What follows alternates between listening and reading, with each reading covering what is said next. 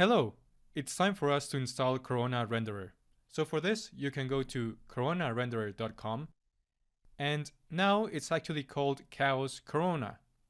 However, you can still access it like Corona Renderer. Now Chaos Group has merged with Corona Renderer, that's why now it's called Chaos Corona. And just a couple of weeks ago, the Chaos Corona 8 version was launched. So once we're here, we can go all the way down.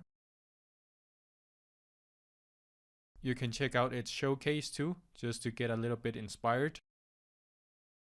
And all the way down here we have the download Corona. Now you can see that it says test drive Chaos Corona for free for 45 days.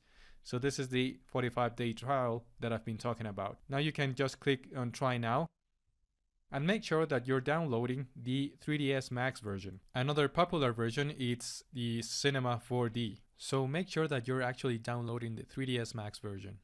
So by clicking on download, you will start to download it. However, I'm not going to download because obviously I have it installed already. And after you install it, you only have to unzip it or extract all of the content inside and install it. It's really straightforward, as Corona will already know which 3ds Max version you're using and will just link it right away with it. So I'll see you in 3ds Max. Alright, now that we've installed Corona Renderer, you should have something like this. I like to have these just at my left side because it doesn't consume any more of my viewport. So I suggest you to do the same thing. Now we will also have here at the camera tab, the Corona Cam. So this is what we're going to be looking at this lecture. So let's pick the Corona Cam. In this case, I'm going to use the top view. Make sure that you're in the orthographic mode and let's press F3. And I just want to have a front view of my interior space. So I like to use the top viewport so that I can create a perpendicular camera like so. Once I'm done, just like any other 3ds Max tool, I'll just right click on it. Now we have two different options here in our camera. We have the actual camera and the camera target. But to select both of them, we only have to click once on this line here. Now what I want to do is just to drag it inside my actual interior space, and I can be a bit more precise by going to my top view. And you can see that it has all the options from a basic object here in 3ds Max. Now if I just click on the camera and not in the camera target, and I'm just going to isolate this by hitting my Alt+Q keys. If I select the camera, down here, we will have the position for it. In Z-axis, we have 6 centimeters. Now, a good camera height is between 90 centimeters and 160 centimeters. It depends on what look you want to obtain from the render. We are going to be looking at that when we're doing our exterior renderings. So for now, let's use the 120 centimeters height. You can see that my camera target is also down here. So I'm going to just match it with 120 centimeters. Now let's unhide all. Now to go inside our view for our camera, we just have to press the C key, C for camera. And also if you can see that my actual camera is outside of my interior, so I'm just going to grab it and drag it in my x-axis like so. Doesn't matter that my camera target is all the way out here, but we can actually just drag it in too. Now to get inside our camera, we only have to press the C key. And now just to fix our frame to our camera, we're going to press Shift+F. This way we're going to see our viewport with our camera settings. Now if we go to our modifier list, we can't actually see the settings for our camera. So we have to go here into our Corona camera 001, click once, and down here we'll see the option Select Camera. And now we have the modifiers for it, which are just the options for a camera. Let's go over them. So first of all, we have the targeted option. Now we already know what a camera target is, and we're going to be using it a lot. Let's just leave it on for the moment. When we uncheck this, it will be just to match our camera perspective to a reference image that we've dragged into our viewport. But we're going to be seeing more of that later. We can also control the target distance and the icon size. Now, if I have selected my Corona camera as I'm doing right now, I can just adjust these values manually. And I can do that by right clicking and hitting on my select camera target. This way, I can actually have a gizmo controlling the camera target.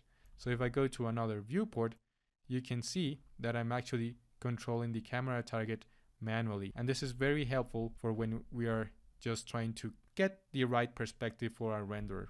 Now let's go ahead and select it again, select camera. And down here we have the photographic parameters. Now inside the photographic parameters, we have the field of view. Now the field of view, if we play around with it, we can just grab more of the interior scene, or if we want to target a specific object, we can just make it a little bit lower, like so. However, we're not going to be using much of the field of view. We're rather going to be using the focal length, which is measured in millimeters. Now a good focal length value is between 17 and 25. So if I type in 17, you can see that now I'm grabbing all of my interior, and it's also very familiar with the human eye. It feels comfortable to see this. If I go all the way up to 25, I can even zoom in a little bit without losing that perception. If I keep increasing this, now it's starting to look a little bit weird, and I'm actually not grabbing all of my project. So going higher than 25, we're going to lose this perception of the space, and it's not going to look very good either, because I'm not catching all of my project. So between 17 and 25, it's going to be a very good value for this. Keep in mind that the focal length is the distance between my camera lens and my target. And also be aware that my Corona camera works just like a professional physical camera. So we have all the parameters that you will find in a professional camera.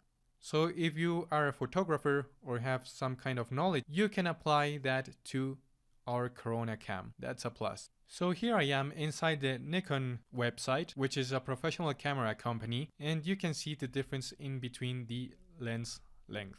Again, remember that the lens length is the distance between the lens from the camera and its actual target. So in this case, the camera is targeting this small cottage here.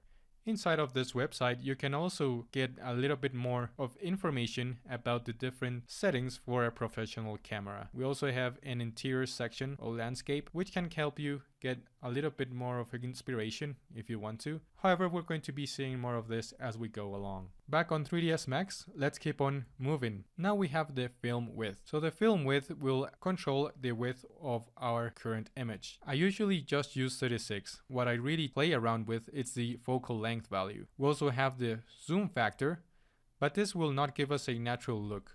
So if we just zoom in or out, it's not going to be a very good method. I rather just use my actual camera, and if I need it closer, I would just close in like so.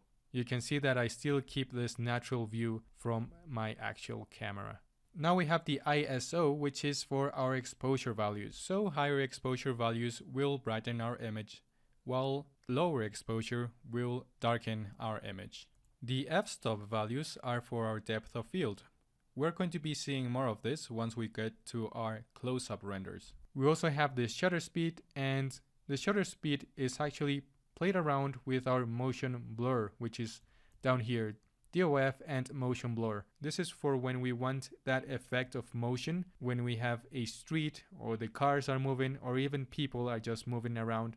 And again, we can control it up here using our shutter speed. Our bokeh option will let us produce this kind of effect, which is just a blurred lights on the background. There's multiple examples of this. We will be playing around this later on. Here in our tilt and shift option, we have the automatic vertical tilt.